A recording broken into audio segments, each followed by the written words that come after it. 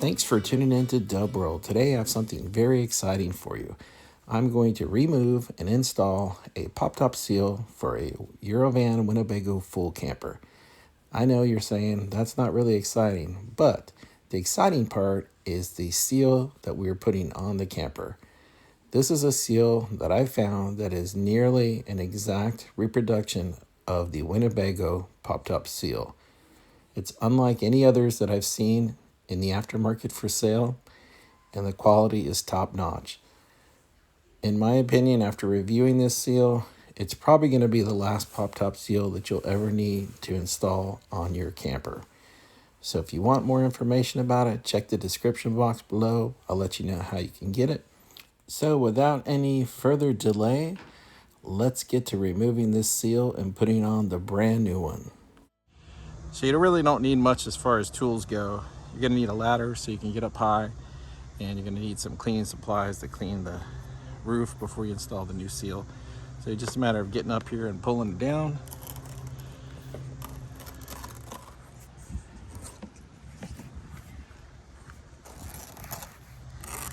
I haven't popped the roof off since I fixed this seal.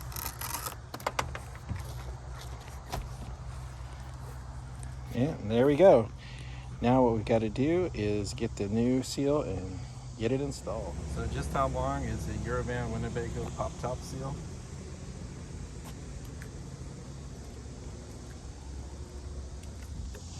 I mentioned earlier tools that you'll need to do this job. To remove the old seal, you don't need anything except your hands and a ladder to stand up here and grab it. Or you could probably pull it from the back and pull it off. But to put the new seal on, the seals come with a little bit extra length, so you are going to need something to cut it with. It does have a metal channel where it holds onto the roof right here. So you will need something to cut through that steel. And you have to cut through the rubber. I just use these side cutters here for the steel razor blade for the rubber. But as far as cleaning the top, I just have a magic eraser with some simple green, and just gonna wipe this down and then use the rag to dry it off. And also while I'm doing this, I'm rubbing on the inside as well to make sure that I get all the dirt off. But you want it as clean as possible so you have a nice clean install. So go around your entire top, clean it up, and then you'll be ready to install the seal. So you're gonna need a ladder from the inside because you gotta climb up into the pop top, and you gotta get up here, not only install the seal, but to clean it. While you're up here, clean your roof, check your luggage box for cracks. Usually they crack down here. I've repaired this one before, but you see there's new cracks starting. So if you look at the direction, you see the bulb faces one way. So you're gonna want that facing out. So if you're putting it in, it's facing the front of the vehicle. I definitely would recommend doing the seal up in the top in the middle. It's a little bit of a pain, but it's going to be hidden when the top is down, so it'll look the best. So when you're putting this seal on, you're gonna be pushing up and you're gonna be wiggling. Push up and wiggle. When you get to this first bend here, it's gonna be a little tricky. And I'm out of breath because it's hot and I'm sweating here in Florida. But I'm gonna go ahead and get this corner done, and then we'll move on to the side. So how do you know if you have this in all the way? Well, you're gonna have a stain from the original seal. So when you push this in, it should go right up to that stain edge. After you get everything installed, go around with your hand and just push up like this, all the way down. You're gonna make sure everything's even, and this line is even and not wavy. Push and wiggle, push and wiggle. When you're installing this, if you bend it a little bit like this while you're pushing up, it'll help open up that channel a little bit. Don't bend it too much, but once you get the channel on, see how it's a little bit below the line, but then you go back and just push it up, and it'll get right up to the line.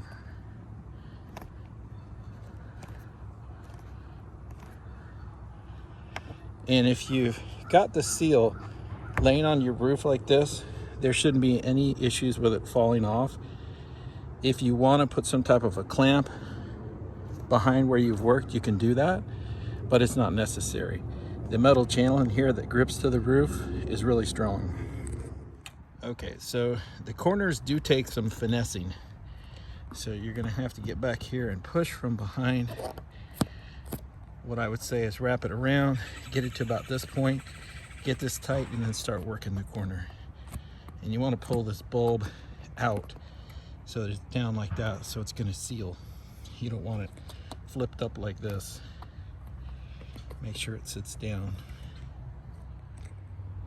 Okay, so when you get to the very end, you're going to end up having a little bit extra that needs to be trimmed. And that's there just for, I'll say, mistakes. But you want to make sure everything is in place and not too tight so you can line this up. Okay, so once you get to the end, this is what you should see, a little bit of an overlap. So what you need to do is mark your seal and then cut. Okay, so a little word of advice: when you're finally cutting the seal, make sure you have something that's really, really sharp.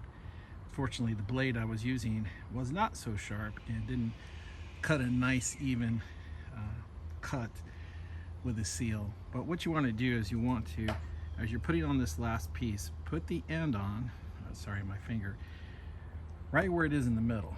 Put that middle on first and then start pushing it. You want to get it as close together as possible so there's no gap. So I discovered something pretty interesting. So with this seal on here, the brackets for the Go Westy brackets for the awning are actually in the way of the seal. Look at this. Which means these brackets need a redesign to fit properly. So it's keeping the seal from going snug against the roof here. Well, look at this. Nice and snug in the back. Just like original.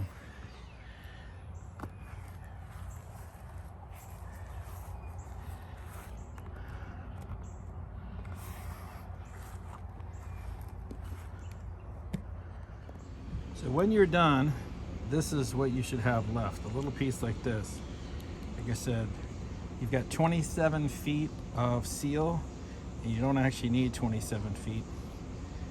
So you can see how awful this cut, because I had a dull blade. So make sure you have a nice sharp blade and some nice snips to go through the metal. So what you're looking at here is a side-by-side comparison of the original Winnebago seal for the pop top, which is over here, and then the one that's by my thumb is the replacement seal from Go Westy. So you can see they're quite a bit different. The original Winnebago seal is a molded seal.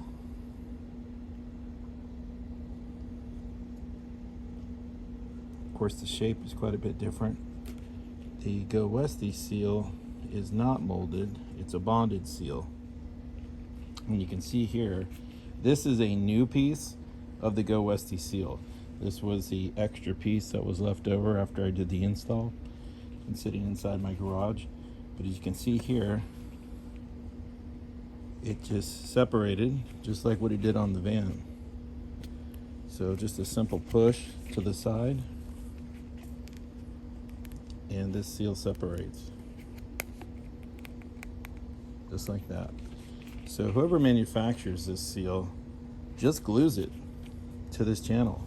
You can see here a little tiny, just a little teeny tiny edge that's glued together. It's not the right shape. It doesn't conform like the original seal, and it doesn't perform like the original seal, which is most important. Getting back to the original Winnebago seal. This is a piece cut off of my camper. You can see the dirt on it. The 2-decade-old seal, still soft and pliable. Channel is still nice.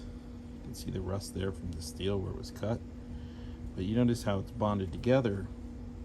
This seal cannot come apart. It's one piece bonded. It's not glued together. So this is the seal that we have to offer here as an alternative to Go SD.